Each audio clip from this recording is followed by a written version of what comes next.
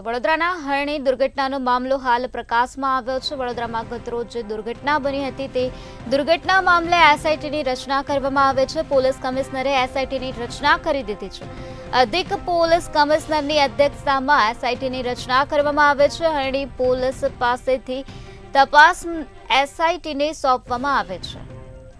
વડોદરામાં ગત રોજ જે દુર્ઘટના સર્જાઈ હતી તે દુર્ઘટના મામલે એસઆઈટીની હાલ રચના કરી દેવામાં આવે છે। પોલીસ કમિશનરે એસઆઈટીની રચના કરી છે, જેમાં અધિક પોલીસ કમિશનરની અધ્યક્ષતામાં એસઆઈટીની રચના કરવામાં આવે છે। તો ગત રોજ વડોદરાના હરણી તળાવ ખાતે જે દુર્ઘટના બની હતી જેમાં એસઆઈટીની રચના કરવામાં આવે છે।